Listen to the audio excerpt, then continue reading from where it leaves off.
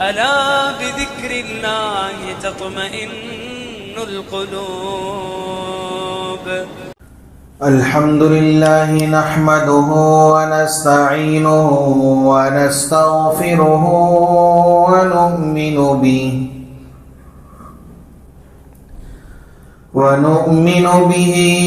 ونتوكل عليه ونعوذ بالله من شرور أنفسنا ومن سيئات أعمالنا من يهده الله فلا مضل له ومن يضلله فلا هادي له ونشهد أن لا إله إلا الله وحده لا شريك له ونشهد أن سيدنا ونبينا ومولانا محمدا عبده ورسوله. أما بعد فأعوذ بالله السميع العليم من الشيطان الرجيم. بسم الله الرحمن الرحيم. قد أفلح من زكاها وقد خاب من دساها. صدق الله مولانا العظيم. عن عقبة بن عامر رضي الله عنه قال قلت يا رسول الله من نجا؟ قال أملك عليك لسانك وليسعك بيتك وابك على خطيئتك أو كما قال النبي صلى الله تعالى عليه وسلم. رب اشرح لي صدري ويسر لي أمري واحلل عقدة من لساني يفقه قولي.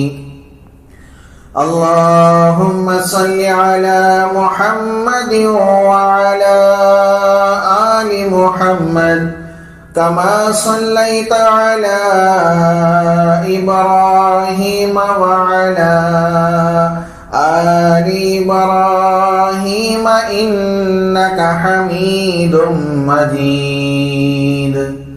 اللهم بارك على محمد وعلى آل محمد كما باركت على إبراهيم وعلى آل إبراهيم إنك حميد مجيد. يا رب صل وسلم دائما أبدا على حبيبك خير الخلق كلهم.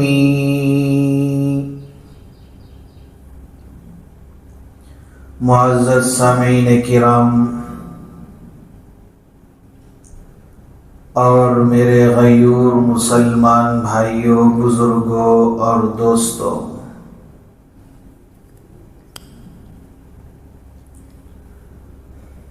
آج ساری دنیا میں انسان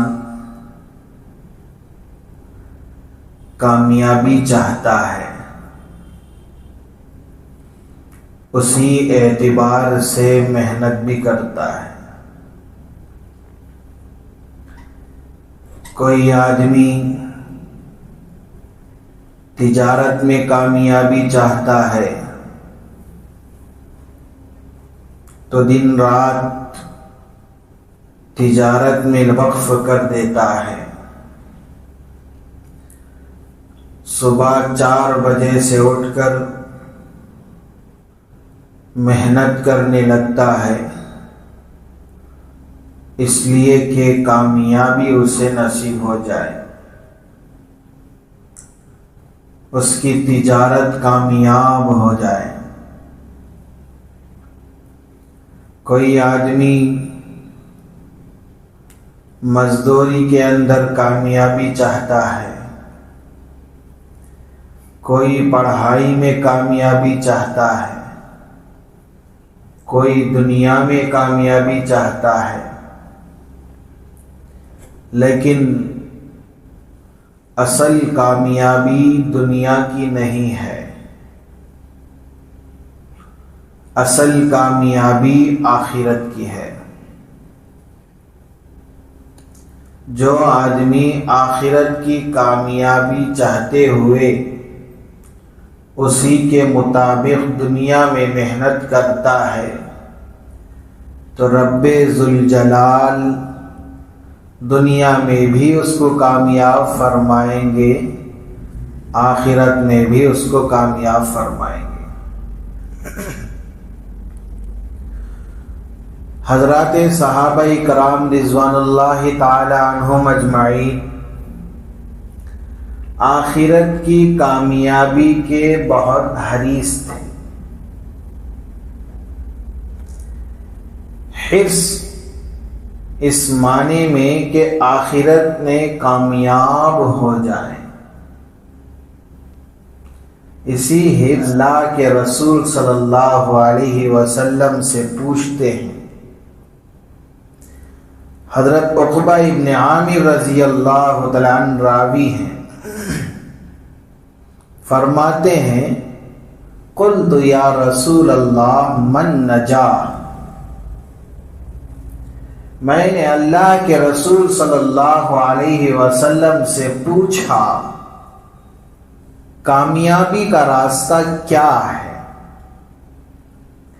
یعنی کہ ایسا راستہ جس پر چلنے سے آخرت کی کامیابی نصیب ہو جائے، جس پر چلنے سے آخرت سنور جائے، آخرت بن جائے، وہ راستہ کون سا ہے؟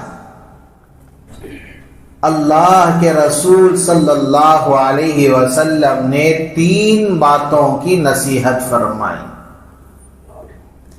یعنی کہ 3 کام ایسے ہیں جس کی زندگی میں یہ 3 کام آ جائیں گے، اس کی زندگی کامیاب زندگی ہوگی۔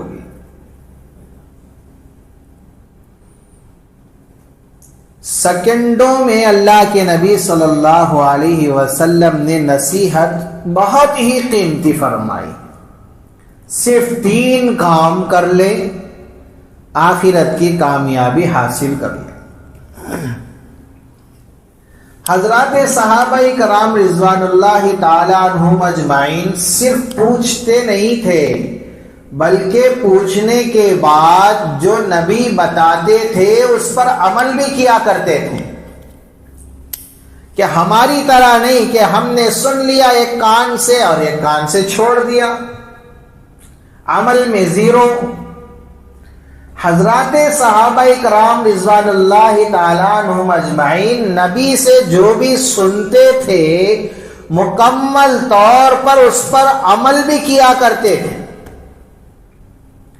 جس کی وجہ سے رب ذوالجلال نے انہیں یہ مجدہ سنایا رضی اللہ عنہم ورضوا عنہ۔ یہ مجدہ ایسے ہی معمولی وجہ سے نہیں مل گیا ہے، معمولی محنت پر یہ مجدہ نہیں ملا ہے، یہ خوشخبری معمولی کام پر نہیں ملی ہے، یہ خوشخبری حضرات صحابہ کرام رضوان اللہ تعالی عنہم اجمعین نے اللہ اس کے رسول کے حکم پر مر مٹ گئے، اس کے بعد اللہ نے یہ خوشخبری سنائی۔ رضی اللہ عنہم، اللہ تعالی صحابہ سے راضی ہو گیا، ورضوا عنہ، اور یہ صحابہ بھی اللہ سے راضی ہو گئے۔ صرف صحابہ سے اللہ راضی نہیں بلکہ صحابہ بھی اللہ سے راضی۔ تو حضرات صحابہ کرام رضوان اللہ تعالیٰ عنہم اجمعین نبی علیہ الصلوۃ والسلام نے جو کچھ ارشاد فرمایا ان ارشادات پر مکمل طور پر عمل کیا، جس کی وجہ سے دنیا بھی ان کی کامیاب اور آخرت کی لامحدود زندگی بھی ان کی کامیاب ہو گئی۔ تو صحابہ کرام رضوان اللہ تعالی عنہم اجمعین کامیابی کے حریص تھے کہ آخرت میں کامیابی کیسے مل جائے، کون سے کام کریں گے تو کامیابی ملے گی۔ آج ہمارا حال کون سا کام کریں گے تو زیادہ پیسہ ملے گا، کون سی محنت کریں گے تو منافع زیادہ ملے گا۔ دنیا کا منافع ہم دیکھتے ہیں، دنیا کی کامیابی ہم دیکھتے ہیں، لیکن صحابہ آخرت کا منافع، آخرت کی کامیابی دیکھا کرتے تھے، اس لیے کہ اصل مقصود وہی ہے۔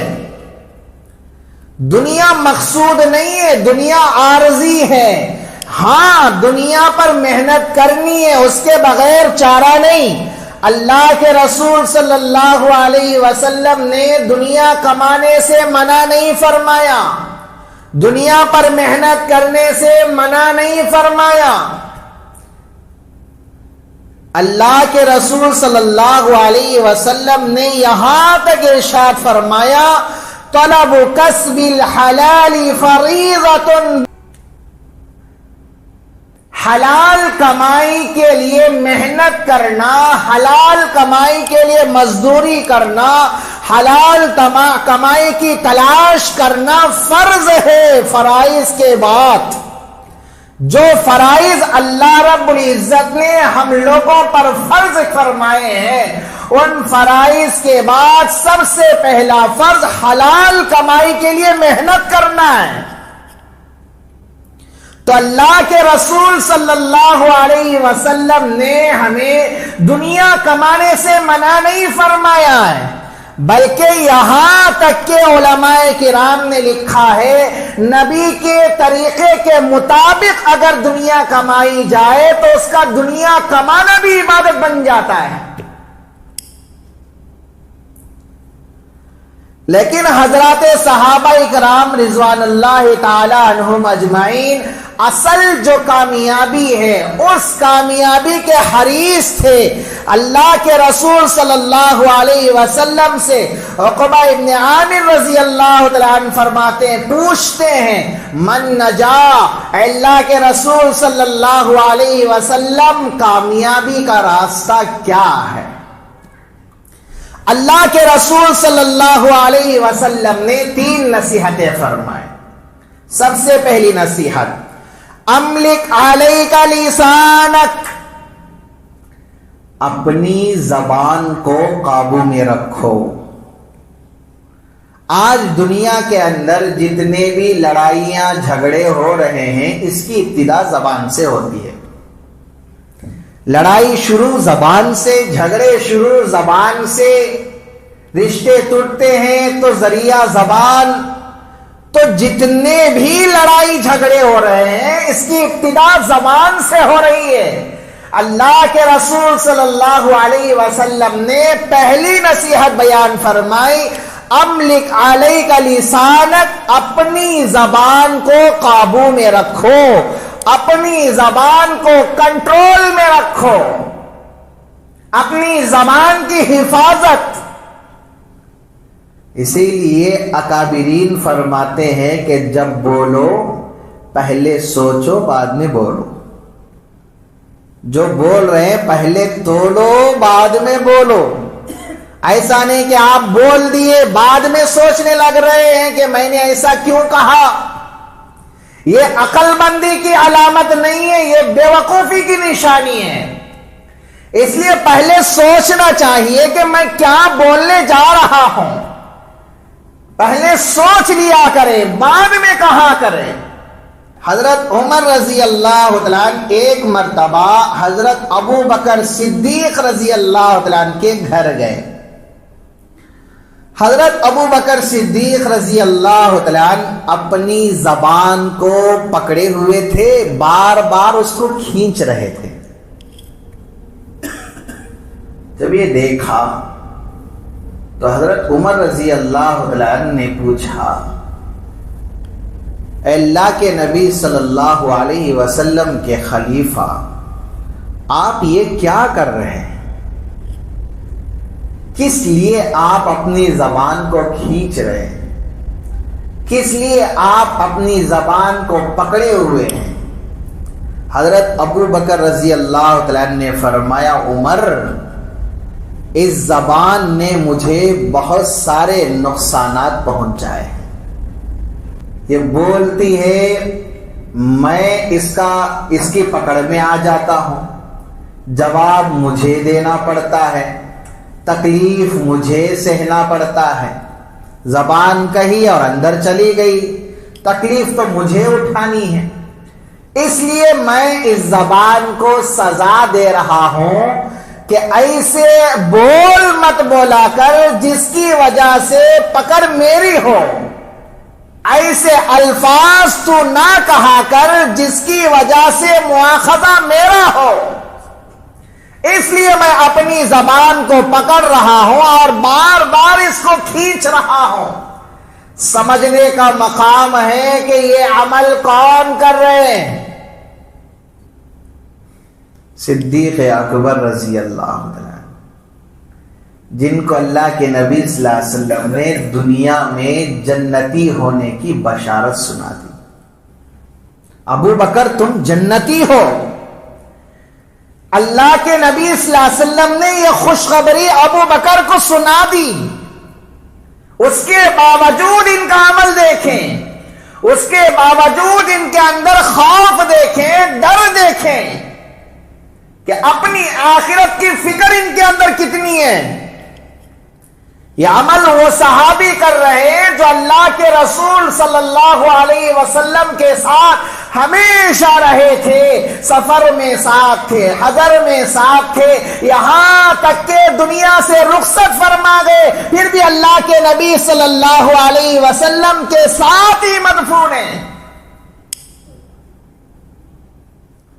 اتنے بڑے صحابی، لیکن ان کے اندر فکر کتنی ہے، اور کہہ رہے کہ یہ زبان جو کچھ بھی کہتی ہے میں پکڑ پہ آ جاتا ہوں، تو اس لیے اس کو کنٹرول میں رکھنا ہے، کہیں یہ غلط نہ بول دے، کہیں یہ ایسے الفاظ زبان سے، کہیں یہ ایسے الفاظ نہ کہہ دیں جس کی وجہ سے پکڑ میری ہو۔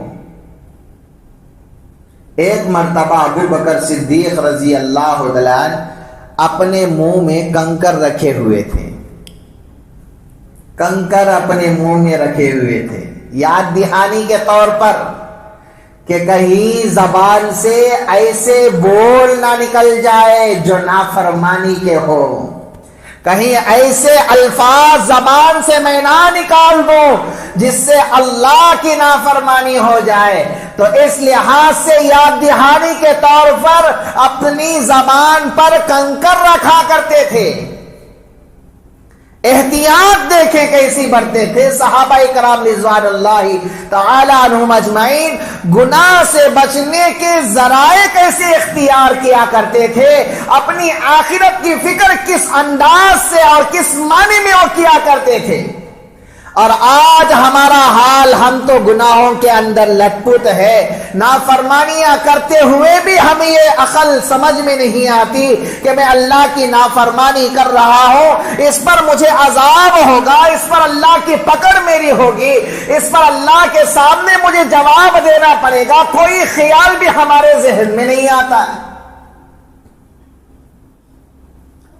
تو میرے بھائیو، اللہ کے رسول صلی اللہ علیہ وسلم نے پہلی نصیحت یہ فرمائی، املک علیک لسانک، آپ اپنی زبان کو قابو میں رکھا کرو۔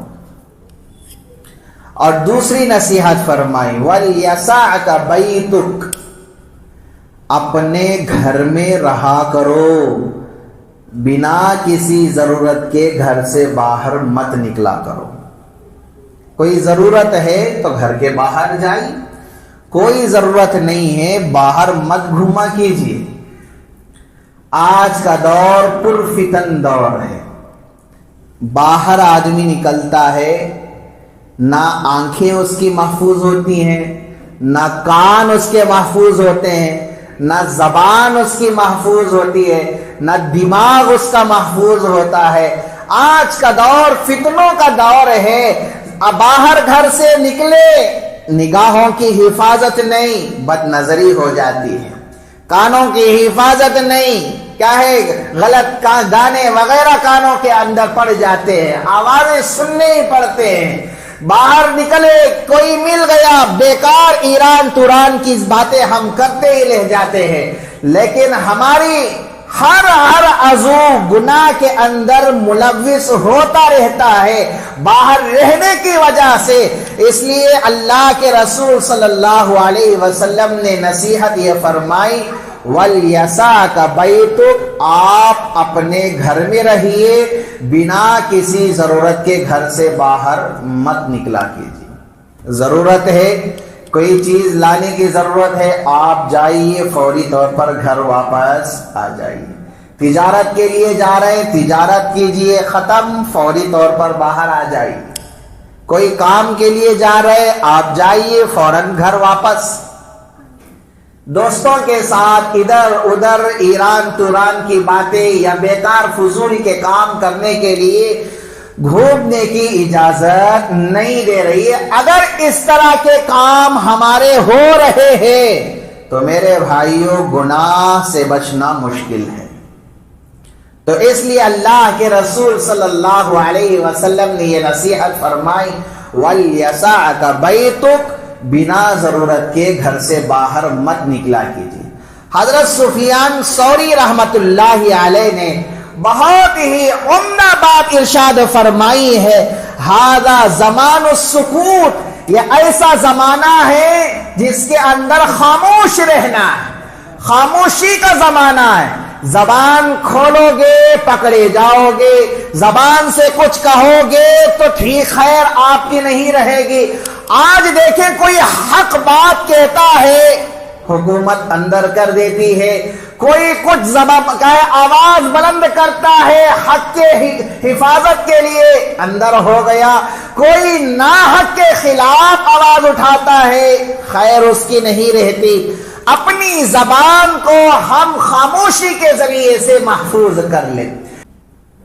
جو جتنا بولے گا اس کے نامہ اعمال میں گناہ اتنے زیادہ، جو جتنا خاموش رہے گا نامہ اعمال میں گناہ اتنے کم ہوں گے.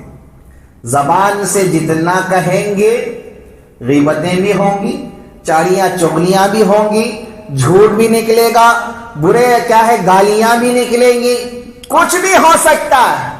تو اس لحاظ سے سفیان ثوری رحمت اللہ علیہ نے فرمایا، ہذا زمان السکوت، یہ خاموش رہنے کا زمانہ ہے. اور آگے ارشاد فرمایا، وَمُلَازَمَةِ الْبُيُوتِ، اپنے گھروں میں رہنے کا زمانہ ہے.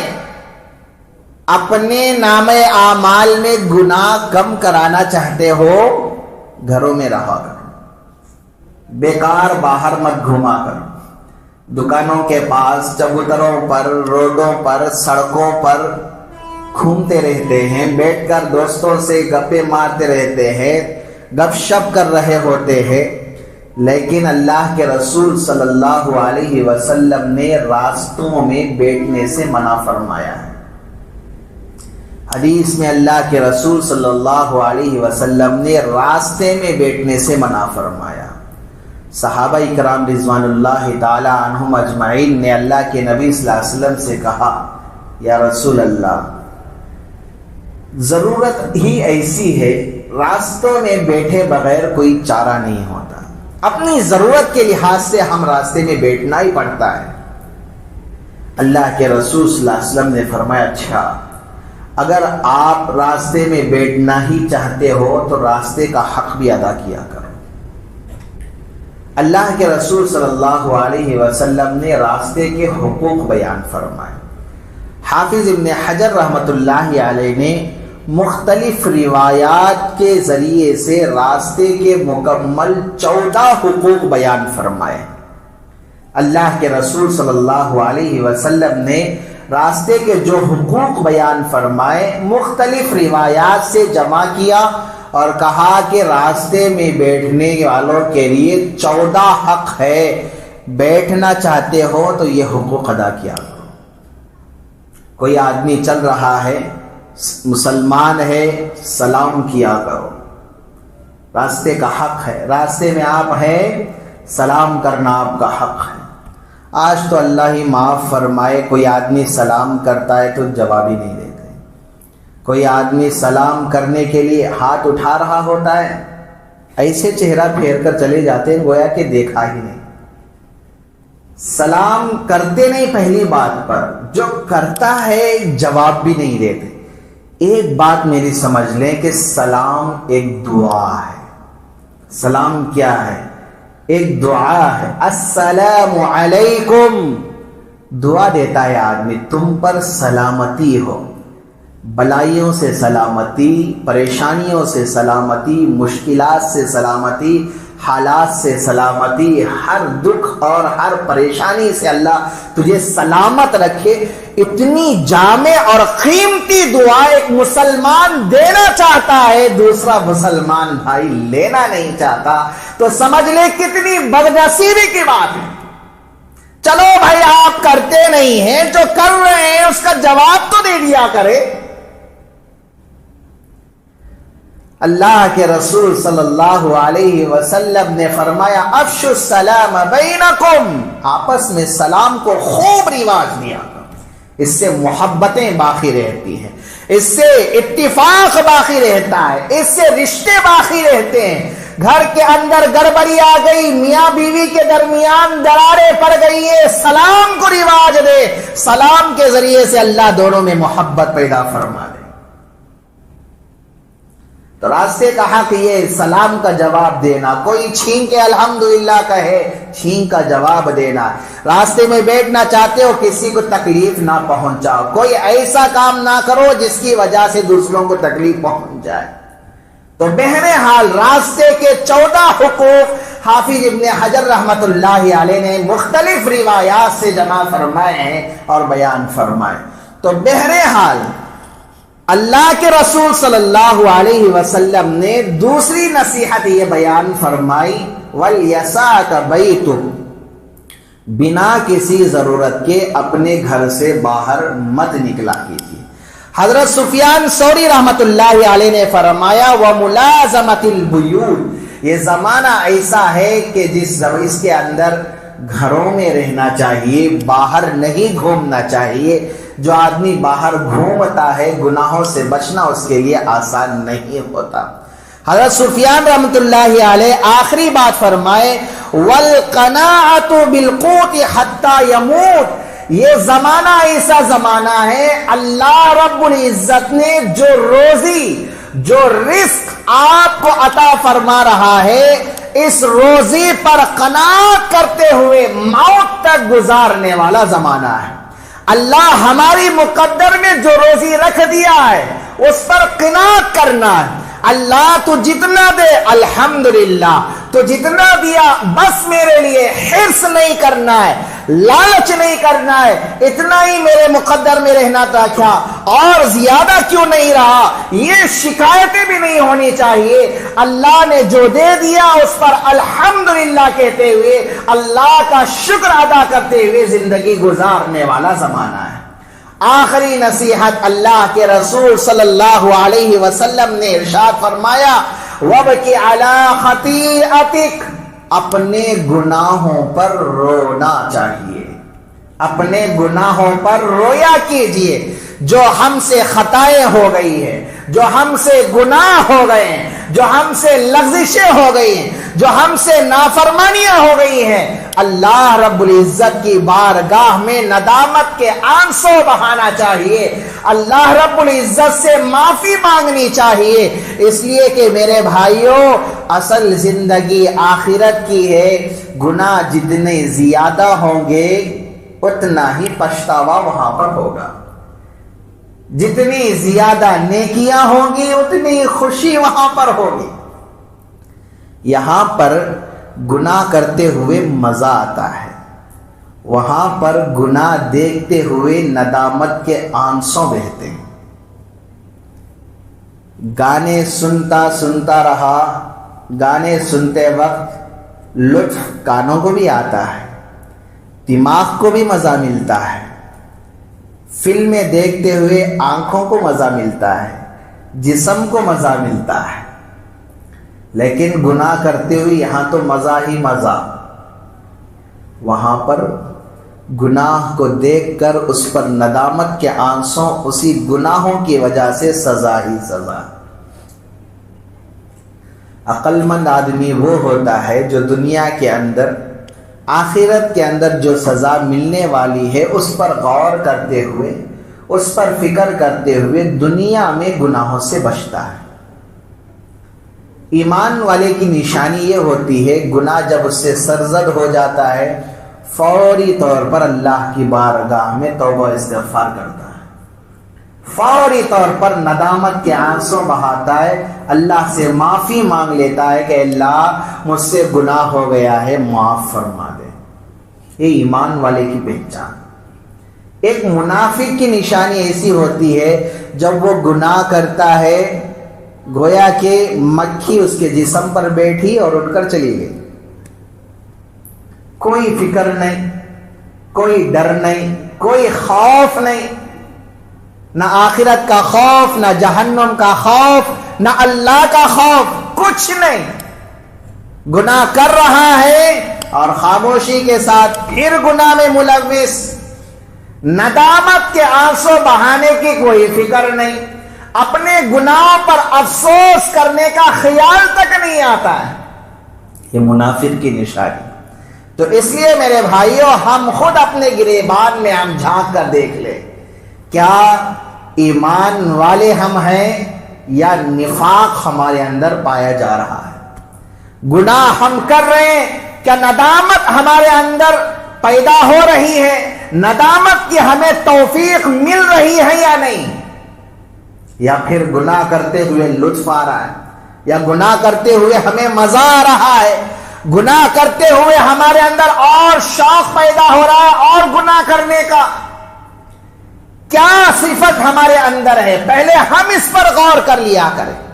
اللہ کے رسول صلی اللہ علیہ وسلم نے فرمایا وَبْكِ عَلَىٰ خَطِيئَتِكَ، اپنے گناہوں پر رویا کرو.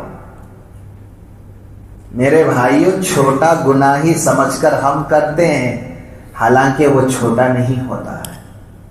گناہ کی مثال سانپ کے مانند ہے. سانپ کا بچہ بھی نقصان دہ ہوتا ہے، بچہ ہی سمجھ کر آپ اپنے پاس رکھیں گے ڈس دے گا. گناہ کی مثال بچھو کی مانند ہے. بچھو کا بچہ بھی معمولی نہیں ہوتا، معمولی سمجھیں گے تو وہ بھی ڈنک مارے گا. گناہ کی مثال کرنٹ کے مانند ہے، معمولی سمجھ کر آپ وائر کو پکڑ کر تو دیکھیں کہ کرنٹ کیا ہوتا ہے، آپ کو پتہ لگ جائے گا. تو کسی گناہ کو معمولی نہیں سمجھنا چاہیے.